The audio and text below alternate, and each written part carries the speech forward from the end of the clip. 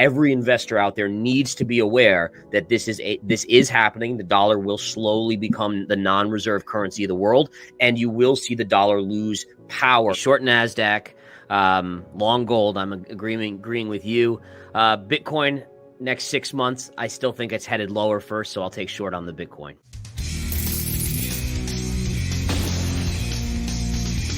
In today's video, Chief Market Strategist of InTheMoneyStocks.com Gareth Soloway tells us all about his latest analysis of the charts as well as his predictions and price targets for Bitcoin. He believes that we could possibly see Bitcoin's low in the coming months.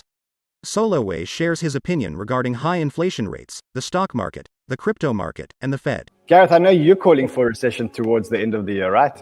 Yeah, and I think it's important, and what Harry's saying is absolutely correct, is that when you have a baseline, right, if you just keep recession so the booms are just a little up, then the recessions are a little down. It's when you stimulate, you create the huge bubble, which in response then has to have the big downside as well. It's just the nature of life, right? I mean, if you're going to do a lot of drugs, you're going to have a big crash on the other side. I mean, it's the same kind of principle there. So definitely 100%. I do see a recession coming in the second half of this year. I'm looking at it in terms of the jobs data. We're starting to see that crack in the last report. I think we get another one next Friday. We've seen the inflation numbers come down, but not enough to enable the Fed to step in. And that's the key, right? So getting inflation from 9% down to 5%, easy, right? I mean, that's just, supply chain starts to work again, all that stuff. It's that last, 5 to 2 that's going to be the trickiest thing.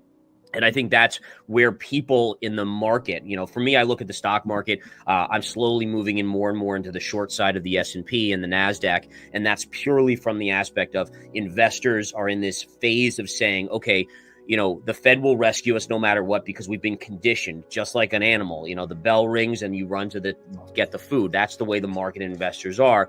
The Fed, the difference here is that with inflation north of, let's say, 3%, I don't see how they stimulate in the same way, because then they're going to send inflation to 20%. Instead of 9, it's 20, right?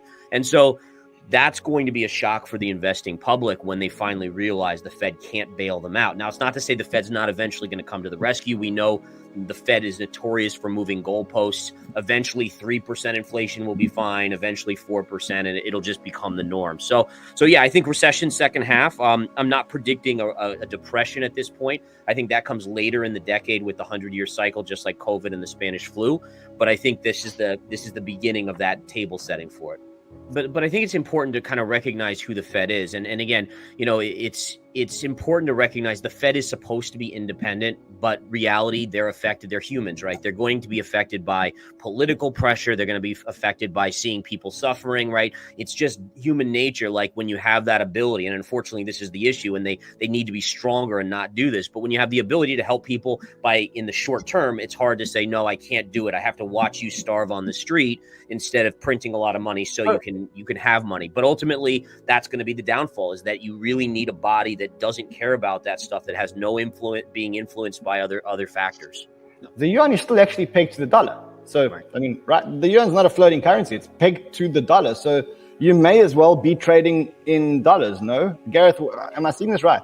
Yes, I mean, number one, de-dollarization is definitely happening. I think there's a lot of fear that's spread around because of it. In reality, am I making a trade today on the collapse of the dollar? No, right? I mean, am I tucking some gold away? Yes, gold, silver, metals, Bitcoin eventually, absolutely. But it's not something that is going to happen overnight. You're not going to wake up tomorrow to a dollar being worthless. We're not Weimar Republic, right? So I think that's something that people have to hear, because I've seen so much on social media panicking about this. I had a friend that I hadn't heard from in years message me, hey, do I need to exit all my dollars? And it's like, not quite yet. I mean, it's one of those things you need to understand is coming, but it's not like a do or die scenario right now. Now, having said that, there's no doubt that China wants to be the reserve currency of the world. They're trying to destabilize this by working with countries all across the world to start trading in digital yuan. We know Saudi Arabia is doing trading in oil and so forth in other currencies as well. So it's coming. It is in process. It's just not going to happen overnight. And the way you know that, by the way, is when you see fear hit this market, the stock market, where does the money go? It still goes back into the US dollar, right? So as of now, that's the case. But again, every investor out there needs to be aware that this is happening. The dollar will slowly become the non-reserve currency of the world, and you will see the dollar lose power due to that. And by that meaning, the U.S. will lose power as well. We know that the U.S. uses that as a reserve currency to maintain order that they see fit and control, and that will slowly slip away. China wants that control. Why did we get here, Gareth? Is this because the US abused their power, because they used the dollar as a weapon? Because is that the reason why? Yeah, that's part of the reason. I mean, part of it is financial, craziness of printing money. I mean, again, if you look historically at the reserve currencies over the last 500 years or longer, there's a time life, right? There's a lifetime of a reserve currency. And we're kind of right at the end of that for the US dollar. So number one, that's just the nature of it. And by the way, it's not that there's a time frame on it. It's just that countries do not have the discipline to not print their own currencies. When you have the crazies running the crazy house, they're going to do whatever they need to do to maintain power, which is printing money and so forth. So it's just the nature of human nature, frankly. Is a big statement. Gareth, what do you think? Are we in a Cold War, hot war? I don't know, with China, where are we at? Yeah, I agree. I think it's definitely a Cold War with China. China is slowly trying to take the U.S. down, and it's kind of Belt and Road development kind of becoming the biggest player. China wants to be that major influence all over the world, the one that's in control like the U.S. has been for so long.